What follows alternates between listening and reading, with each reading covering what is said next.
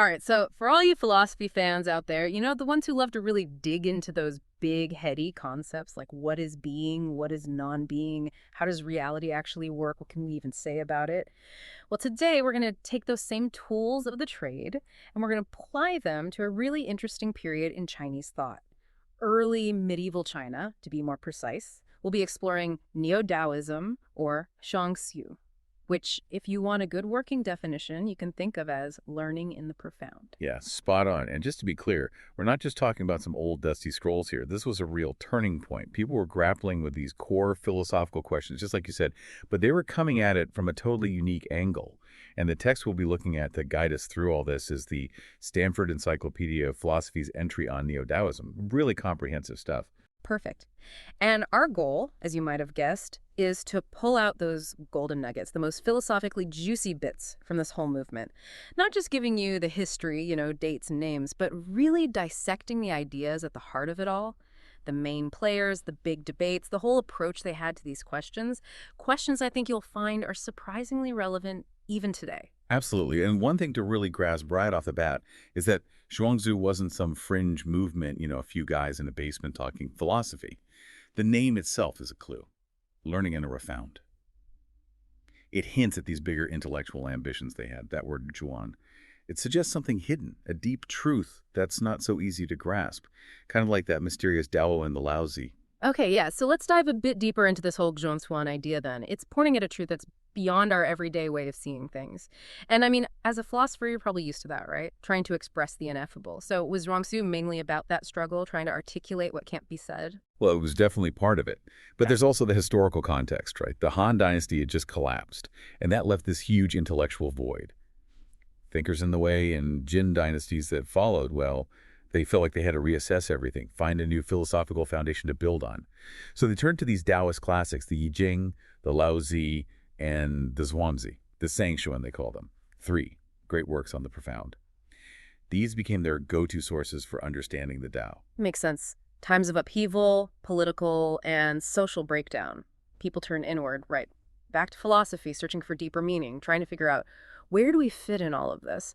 And this focus on the Tao, on how it's presented in these texts, became the central question for Xuanxue. Exactly. They were trying to illuminate, really get to the bottom of the nature of this Tao, this profound reality that they saw as, and I quote here, dark or impenetrable to the average person's mind. A huge philosophical project. A massive undertaking, for sure.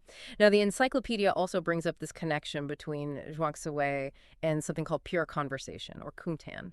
And again, being a philosopher, you know how powerful dialogue can be. So was Kuntan just like intellectual exercise, or was there something more to it in this context? Oh no, it was much more than just mental gymnastics. Kingtan was a huge part of their culture. Like, imagine high-level debates about things like the relationship between your inherent nature and the stuff you acquire through experience. And what's interesting is people think it actually had roots in these earlier protests against corrupt governments. So when those more direct forms of dissent got shut down, intellectual discourse took on this whole new level of importance. So maybe Kuntan was like a form of philosophical resistance, a way to engage with the big questions indirectly, sort of sidestepping the risks that came with directly challenging the powers that be. The encyclopedia mentions this idea of escapism versus renewal. Right, and that's a point that scholars are still debating. Some say this Wansu, particularly with its ties to King Tan and other, let's say, countercultural things we'll talk about, well, that it encouraged people to detach from practical matters, like a retreat into abstract thought, a bit of an ivory tower thing. But the encyclopedia, it offers a more nuanced take, doesn't it? Like, yeah, some folks might have been disillusioned with politics and just checked out. But for many, it seems like they saw intellectual and moral development as the key to eventually turning things around. Exactly. And while becoming a recluse, like a hermit, was definitely seen as this noble ideal, it wasn't always about dropping out of society altogether. It often signaled that you were committed to personal integrity, which is actually seen as a prerequisite for holding public office. And get this, being good at Qingtan, being a sharp debater, it could actually boost a scholar's political prospects. So it wasn't black and white, this Tuansu thing. It was this whole spectrum of responses to the post-Tao world. So a much more complex picture than just a bunch of intellectuals hiding away from the world. Now let's talk about this term Neo-Daoism itself for a second. As a philosopher, you know that neo usually means taking something old and reinterpreting it, engaging with it in a new way. So what was Zhuangzi's relationship with Confucianism? Like, were they buddies or rivals? Great question, and this is a really important point to clarify. Xuanxue wasn't about ditching Confucianism entirely. Actually, a lot of Huaijin scholars had a ton of respect for Confucius. They considered him a sage, a wise dude. But their beef was mainly with Han Confucianism. The way they saw it, it had become too obsessed with self-interest, with climbing the bureaucratic ladder, and they thought this had twisted the original ethical and political vision of Confucianism. So, like, they thought Han Confucianism missed the mark and ultimately failed to prevent the dynasty from falling apart. And they saw themselves as correcting the course, going back to the source, right? Like a philosophical reboot, getting back to what Laozi and Confucius really intended. Exactly. They believed these foundational thinkers, they both had a grasp on this fundamental Tao. And this led to some really innovative ways of interpreting the classic texts. This is where you see the rise of the Lun, these critical essays that zeroed in on specific topics and often sparked more debates and discussions. Sounds like a really lively intellectual scene. Tons of back and forth, trying to nail down this broader Taoist understanding that wasn't just about being in one specific camp or another. Exactly. It was about finding those common threads. And even the encyclopedia talks about the challenges of translating Xuanxue. Like some have called it dark learning, but that doesn't quite capture it. Sure, what they were studying, this profound Tao, might seem dark or inaccessible in a way, but their approach, their method, was all about being precise and clear. Yeah, learning in the profound definitely feels like it captures that better, right? That sense of actively wrestling with these really deep philosophical questions. So who are the big names who are spearheading all of this in the early stages of Xuanxue? Well, two guys you absolutely have to know are He Yan and Wang Bi. They're considered the founders, the OG Zhuangzi thinkers. Later scholars, and this is recorded in the Jin Shu, they said these guys believe that all beings have their roots in nothingness, Wu. They saw Wu as both the beginning and the ultimate end of everything, really set the stage for what came next. Woo, nothingness. That's a concept that pops up in so many philosophical traditions, but it's clear that He Yan and Wang Bi, they each brought their own spin to it. Let's start with He Yan. How did he understand this Wu? Okay, so for He Yan, Wu wasn't just the absence of something. It wasn't an empty void. He saw it as the ultimate completeness, Quan, of the Tao. Perfect and totally unified. And because the Tao is complete in this absolute sense, it has this inherent ability to create everything, heaven, earth, everything we see and experience. It's so full, so complete that it doesn't have any specific form or characteristics. It's beyond definition. So not an empty void, but more like this undifferentiated fullness, this boundless potential that everything emerges from. A subtle difference, but huge philosophically. Exactly. He Yan was saying that the completeness of the Tao allows it to generate qi, that vital energy or life force, if you will. And from qi, you get form and spirit, light and dark. Even those basic qualities, like black and white, they come from this formless, nameless source. Fascinating. And how did this understanding of Wu shape Heian's views on human nature? And what about the best way to run a society, to govern? Well, He Yan believed that a person's basic nature and their natural capacity, qi, are determined by the specific kind and amount of qi they get at birth. He saw the sage, the ideal wise person, as someone who's blessed with an incredibly pure and powerful dose of qi. And this allows them to literally, as he put it, merge with the virtue of heaven and earth and rule with total impartiality. This idea that the sage is like inherently gifted, born that way with superior ki, or that has big political implications, right, suggests a kind of natural hierarchy. Definitely. And He Yan famously claimed that the sage does not experience pleasure and anger or sorrow and joy. Later interpretations took this to mean that the sage has no emotions at all, is Wunking. But the encyclopedia clarifies that. It wasn't that they couldn't feel emotions, it's that their nature, so complete and undifferentiated, prevented them from being swayed by feelings or personal biases. They have this clear, tranquil mind, which makes for perfect governance. So Heian's ideal ruler is this naturally gifted individual, a sage whose very being guarantees a just and peaceful reign because they're so impartial. Interesting take, though, maybe a bit deterministic. Now, how did Wang Bi's ideas about Wu differ from this? Well, Wang Bi was also all about Wu. But he came at it from a different angle. He was really concerned with this problem of infinite regress. Like, if you say there's this one ultimate source of everything, then immediately you have to ask, well, where did that source come from? So for Wang Bi, a Dao is really just a designation for Wu. It's not some primordial entity itself. So for Wang Bi, Wu isn't just this full void, it's more like a fundamental concept, right? Something that has to be there logically before you can even have the idea of a first cause, a ground for all being. Exactly. He looks at that famous line from the Laozi, Tao gives birth to one. And he says that one doesn't mean a concrete thing, but a logical first principle. It's what makes numbers and all functions possible. Wu, in this sense, is a higher order concept that explains why we can even have qi and all the stuff that qi makes up. Think of it like the number zero in math. Not a physical thing, but without it, the whole system falls apart. That's a more abstract take on Wu than Heon's, right? More of a metaphysical view than a cosmological one. Definitely. And this is where Wang Bi brings in this really important concept of li, often translated as deep pattern or principle. It bridges that gap between this transcendent Wu and the world we see around us. Li is like the inherent order, the great constancy of the Tao that guides the changes in nature, the regularity we see in the cosmos. So Lai is how this formless, ineffable Tao expresses itself in the world, how it brings order and structure to everything.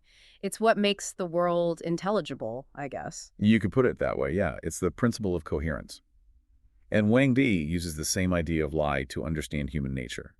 He believed that we all have this Tao-centered nature at our core, this inner Li that naturally wants to be still, to be in balance. And he uses the term Ziran, often translated as naturalness or spontaneity, to describe this original, pure state of being, the state of being so of itself, as he put it.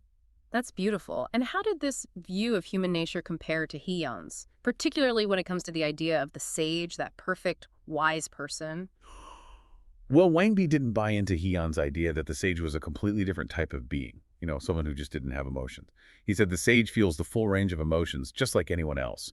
The difference is that the sage has this spirit-like perspicacity. It's called shemming.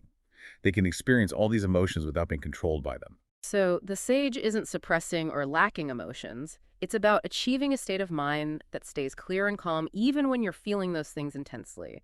Seems way more attainable than Heian's emotionless sage. I'd say so, yeah. For Wang Bi, becoming a sage isn't about forcing yourself to not feel. It's about aligning yourself with Ziran, living in harmony with your true nature. And that also plays into how he understood Wu Wei, which is often translated as non-action. But for him, it didn't mean sitting around doing nothing. It meant acting in a way that's in tune with those natural principles of the Tao. No forcing, no excess desire, no struggle, just letting things flow. Interesting. And how did this idea of Wu Wei inform his vision of a well-governed society? Well, Wang Bi saw the family and the state as part of this natural order. He liked the idea of a hierarchy, with a single ruler at the top, kind of like how the mind governs the body. But governing through Wu Wei meant preserving the natural order, letting people thrive according to their own natures, instead of using those harsh, controlling legalist policies. A ruler who practices Wu Wei might seem like they're not doing much, but they're actually guiding people back to their original natural state. And that's how you create lasting peace and harmony. Sounds almost effortless, right? Just aligning with the way things are. Wang Bi himself said it was like honoring the root and calming the branches. It's amazing how both Heian and Wang Bi, starting with this idea of Wu nothingness, they came up with these really distinct philosophical systems. Yeah, it really shows the power of interpretation, right? Yeah. And this whole exploration of Ziran, this idea of naturalness and spontaneity, it really took off with the next generation of Xuanxue thinkers, particularly the seven worthies of the bamboo grove. Yeah. Guys like Ji Kang and Ruan Ji. The seven worthies. Now we're talking. As a philosopher, you're probably drawn to those figures who challenge the status quo, the rebels, and these guys are often painted as these iconoclastic figures. So how did their take on Ziran contribute to this image of them bucking social norms and expectations? Let's start with Ji Kang. Okay, so Ji Kang, he definitely lived an interesting life. A brilliant musician, a gifted poet, known for his integrity, never backing down from what he believed in. For him, Ziran was also foundational. He saw the Tao as this underlying force that works through the constant transformations of original K. And like the others, he agreed that everyone's born with different amounts and qualities of K, which explains why people have different talents, different lifespans, all that. The encyclopedia talks about him defending the idea of immortals as having the purest form of Qi. It seems like that's bridging the more philosophical side of Xuanxue with the emerging religious side of Taoism. Yeah, it does. He believed that just like sages have this super refined ki, immortals have an even purer, more concentrated form that keeps their bodies from decaying. But he also emphasized Yangsheng practices for cultivating yourself, like specific breathing techniques, diets, things like that. The idea was to boost your well-being within the natural limits of your ki, even if becoming a literal immortal was still, kind of a long shot. So you can't change your basic constitution, but you can work with it, refine it. But the encyclopedia also points out that Jikang was pretty critical of Confucian norms and all those elaborate rituals. What was the philosophical basis for that rejection? Ji Kang saw a lot of Confucian practices as artificial, like they were going against the natural flow of Ziran. He said the kind of intense studying the Confucians pushed, it wasn't natural. It was forced discipline. People naturally want to rest, to conserve their energy. And he also had this Taoist view of history, where things started in a perfect state of natural kindness. Virtues like benevolence and righteousness, they only become important because people lost touch with that original naturalness. So Confucianism, with all its rules and regulations, was a symptom of that fallen state, right? A band-aid solution instead of addressing the root cause. And that's what led him to emphasize getting rid of self-interest as a key part of ethical living. Exactly. Ziran, for Ji Kang, meant being totally open and sincere. Your mind isn't weighed down by selfish concerns and hidden agendas. He thought desire was bad, that it drained your vital ki. True Yangsheng meant confronting those desires, getting rid of them, striving for a state of detachment. And what about his view on music? He said something like, sounds do not have sorrow or joy, which is a pretty bold statement. How does that fit into his whole Ziran philosophy? It fits in with this idea that emotions aren't actually in the natural world itself. He believes sounds, which are just vibrations of ki, they don't have emotions like sorrow or joy baked into them. Our emotional responses to music, that's all us, our interpretation, something we add to the sounds, not something that's inherent to them. This had a huge impact on how people thought about art and how they experienced music. So even though he rejected so many social conventions, it sounds like Ji Kang wasn't saying people should completely withdraw from society. The encyclopedia mentions his family admonitions and his writings about government. Right, he wasn't against society altogether. He recognized that the family, for example, is part of that bigger natural order. Yeah. He was against the fakeness, the hypocrisy, the selfishness that could creep into these structures. He envisioned a society where people were natural, where they minimized their desires, and where integrity was the norm. Okay, that makes sense. Now let's move on to Ruanji. Another one of the seven wordies, even more of a rebel than Ji Kang, often portrayed as using wine and, let's say, unconventional behavior to make a point about society and politics. How did his take on Ziran shape this approach to life? Ronji was all about radical authenticity. He was deeply disillusioned by the political BS of his time, and his philosophy was rooted in Zion. He saw it as the ultimate source of all change, the force behind everything, constantly transforming itself. For him, heaven, earth, everything came from Ziran spontaneously. There was nothing outside of it, no separate creator or anything like that. So everything was connected, flowing from this one source. The encyclopedia highlights this idea that he believes in the oneness of ki and that this led to the equality of things. How did that play out in his philosophy and his, shall we say, eccentric actions? Well, he saw life and death, good luck, bad luck, all of it, as just different phases in this constant flow of ki. It's all connected, all part of the same process. And the sage, for Roanji, understood this fundamental equality beneath all the surface differences. They achieved liberation, a kind of transcendence, by completely aligning themselves with Ziran.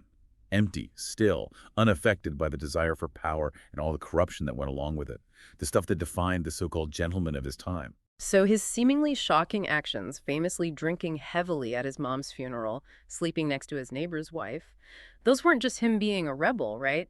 They were deliberate expressions of this deep commitment to naturalness, rejecting what he saw as these artificial social rules. That's how most people interpret it, yeah. Mm. He was challenging the hypocrisy, the fakeness of all those rituals and social norms. He put genuine feeling, sincerity, above everything else. To some, these actions were outrageous. But to him and his followers, they were expressions of true inner freedom, a freedom that wasn't bound by those restrictive rules of conventional morality. His ideal, the Ziran, the person of ultimate attainment, fully grasped this essential equality that's woven into the very fabric of Ziran. And his biography of Master Great Man, that sounds like a pretty radical critique of the whole idea of social hierarchy. It was. He uses this allegory, this story, to suggest a time when things were naturally ordered, with no need for rulers or formal social structures. He's basically saying that the whole idea of rulership, that's where all the problems started, the domination, the conflict. He says it's all based on these artificial distinctions that elevate some people above others, creating desire and a loss of that original naturalness. He wasn't explicitly saying overthrow the government, but it's definitely a subversive vision of a society rebuilt on Ziran. So the seven worthies, they really pushed the boundaries of Ziran, right? Taking it to these radical conclusions about ethics and society, Right. constantly challenging the norm in their pursuit of authenticity. For sure. And this exploration of Ziran continued with later Xuanxue figures like Guoxiang, who tried to reconcile this desire for individual freedom and naturalness with, the realities of living in a society and having a government. Guoxiang. That's known for his commentary on the Xuanxue. But there's that whole controversy about him maybe plagiarizing from Shang-Chi. What's the current thinking on that? Yeah, it's complicated. He definitely borrowed a lot from Xuanxue, who also wrote a big commentary on the Xuanzi. But most scholars today agree that Guoxiang developed his own arguments, came to his own conclusions. He wanted to build a philosophical system that could bridge the gap between pursuing transcendence, that higher level of being, and participating in society. Interesting. And one of his main disagreements with earlier Xuanxu thinkers, like Wang Bi, was about wu, nothingness, right? Yep. Guoxiang wasn't convinced by Wang Bi's idea that Wu was the source of creation. He said that pure nothingness, by definition, can't create anything. It's nothing. So instead, he proposed this idea of spontaneous self-production, Zisheng, and this ongoing self-transformation, Xia or Duhua. He saw everything as existing eternally, so of itself, Xian, without needing some outside force to create it. So for Guosheng, the Tao isn't this separate void that gives birth to everything. It's already present within everything, constantly creating and transforming itself. A more dynamic view of reality for sure. Absolutely. He saw the Tao as the very key that's in all things, and he believed that each person has a specific share, Fen, of this Kuai, which determines their nature and what they're capable of. This is where you get the idea of individual destiny. He was big on accepting your natural endowment, seeing it as aligning yourself with the mandate of heaven. Ugh. So kind of like playing the hand you're dealt. But he also made this distinction between destiny as a fact and destiny as a value judgment, right? He stressed that even though people have different natural abilities, that doesn't make some people better than others. Right. He said everyone is equal in the grand scheme of the Tao. Those natural differences shouldn't be used to justify prejudice or create social divisions. He also believed that social and political order came from Ziran. The roles we have in the family and the state, even the ruler, those are all natural expressions of this order. But that doesn't mean that the powerful can just do whatever they want. So hierarchies exist, but they shouldn't be used to oppress. And how did Guoxiang reinterpret Wu Wei non-action? For him, Wu Wei wasn't about being passive. It was about acting in tune with the natural principles, effortlessly going with the flow, like that butcher in the Zhuangzi who cuts meat perfectly because he's in sync with the animal's form. It also meant inner freedom, being at peace with yourself, staying true to your nature instead of trying to force yourself into some mold. And what about sagehood? Did he think everyone could become a sage, or was it still just for the naturally gifted? Guoxiang said the sage is someone who's fully realized their own nature, who's using their natural abilities to their fullest potential. So theoretically, anyone could be a sage, even though we all have different starting points. And the sage, for him, they're not off in some cave meditating. They're living in the world, but their mind is calm and undisturbed. They embody this ideal of carefree wandering, even in their everyday life. So it's not about escaping the world, but about finding that inner freedom within it. And politically, this translated to the idea of a ruler who works with the natural order, who practices Wu Wei, a ruler who lets people develop their talents, who appoints people to positions based on their skills, not their family name or connections. Exactly. A more hands-off approach, more about nurturing what's already there. Now, the encyclopedia also points out that Xuanxue wasn't this monolithic thing, with everyone agreeing on everything. There were debates, different interpretations, which is what you'd expect in a thriving intellectual scene. Right, makes sense. The debate on capacity and nature sounds especially relevant to what we've been talking about. We touched on Hion's ideas, but clearly there were other perspectives. For sure. They were debating how much of a person's capacity, their talents, skills, potential, comes from their inborn nature, their kulp, and how much is shaped by other things, like learning, practice, conscious effort. The encyclopedia lays out four main positions: the identical view, the different view, the coincide view, and the diverge view. So the identical view, which Fujio was a big proponent of, basically said that nature and capacity are two sides of the same coin, inseparable, determined by your key. And the different view, pushed by Li Feng, said that your basic nature is innate, but your actual skills and abilities, those come from learning and effort. Right? And then you have Xuanxue, who offered a sort of middle ground, the coincide view. He said you need some natural talent to start with, but you have to cultivate it, put in the work to reach your full potential. And lastly, there's Wang Guang and his diverge position. He argued that our inborn nature, which is often driven by desires and impulses, it needs to be actively corrected and guided by learning and ritual so we can become truly virtuous and capable. Wow. So it's the classic nature versus nurture debate playing out in early medieval China. And the encyclopedia also highlights this debate on words and meaning, which is a huge topic in philosophy, especially when you get into epistemology and hermeneutics. Yeah, this one goes all the way back to a cryptic passage in the Yujing. It's getting at the heart of whether language, whether words and symbols can ever fully capture the depth of meaning.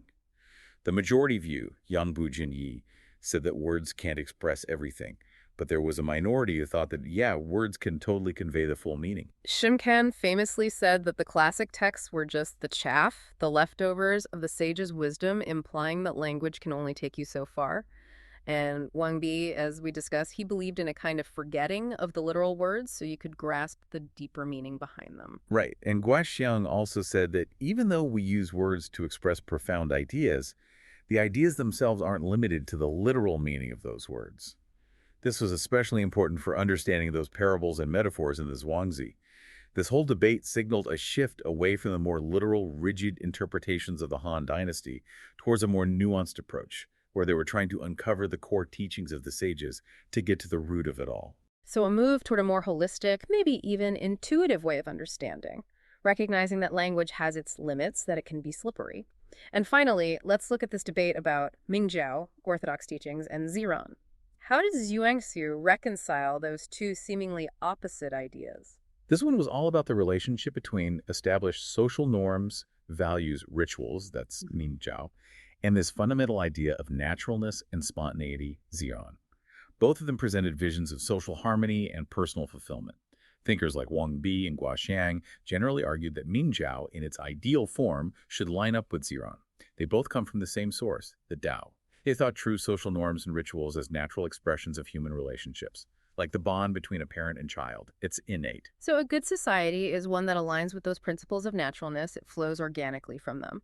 But guys like Ji Kang and Ronji, they were more critical. They saw those orthodox teachings as often being at odds with true Ziran. Yeah, they thought that to be truly free, to be authentic, you often had to go beyond those strict artificial rules of Mingjiao. You had to align yourself more fully with your own Ziren. They weren't necessarily calling for a revolution or anything, but they definitely wanted people to rethink conventional values and prioritize self-expression. And that's where you get some of the more eccentric aspects of the Xuanxue movement. The encyclopedia talks about how they valued strong, unfiltered emotions and embraced unconventional behavior as ways of expressing their commitment to naturalness. Right, that makes sense. It's becoming more and more clear that Yuanxu wasn't this one unified school of thought. It was a dynamic, evolving conversation with internal debates, different interpretations, all swirling around this core idea of the Tao and how it expresses itself through Wu and Ziran. Exactly. And as the encyclopedia explains, even after the Jin dynasty moved south, those core themes cultivating life, the relationship between words and meaning, the nature versus nurture debate, those were still being actively discussed and reinterpreted. The Li's started gaining traction as another important text, and people like Zhang Zan, they began incorporating Buddhist ideas into the Zhuangzi framework. Ah, so that intellectual cross-pollination between Xuanxu and early Chinese Buddhism is a whole other fascinating story. And while Zhangsu did eventually make its way into the official curriculum, it seems like it lost some of its initial energy as both Buddhism and more organized forms of Taoism became more popular and influential. True, but as the encyclopedia points out, Zhuangzi had a lasting impact. It reshaped the Chinese philosophical landscape. It introduced new concepts in metaphysics, ethics, hermeneutics that continued to be influential.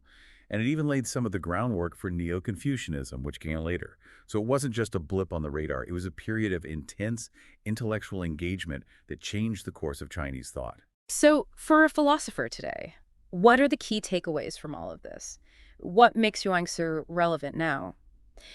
It offers a really unique take on ontology, on the relationship between being and non-being, this fascinating idea of self-generation. Ethically, it gives us a whole range of perspectives on naturalness and what it means to be a sage. And when it comes to hermeneutics, it's all about wrestling with those age-old problems of language and understanding. The debates themselves, the back and forth, that's what keeps philosophy alive, right? Absolutely. And Xuanxue shows how a specific culture and historical context can produce these incredibly insightful approaches to philosophical problems that we're still dealing with today. The nature of reality, what makes a good life, the limits of human understanding. Engaging with these ideas from ancient China gives us this whole new perspective on these perennial questions. Yeah, it's eye-opening for sure. And given how much Neo-Daoism emphasized naturalness and criticized artificiality, I'm wondering how might that perspective be relevant today? We live in a world that's so mediated, so constructed. There are worries about societal pressures, about losing that sense of genuine self-expression. It seems incredibly relevant, almost prophetic even. That's a great question. Really gets at the heart of how philosophy can speak to us across centuries. And, another thing that strikes me is how the Zhuangzi thinkers, they were really trying to bring together different intellectual traditions, especially Confucianism. What can we learn from that today in our own attempts to bridge those divides between different schools of thought, different belief systems, their willingness to find common ground, even when they disagreed? That's something we could all use a bit more of. For sure. Well, this deep dive into the world of Xuanxue has been a real journey. It reminds us that this quest to understand the universe,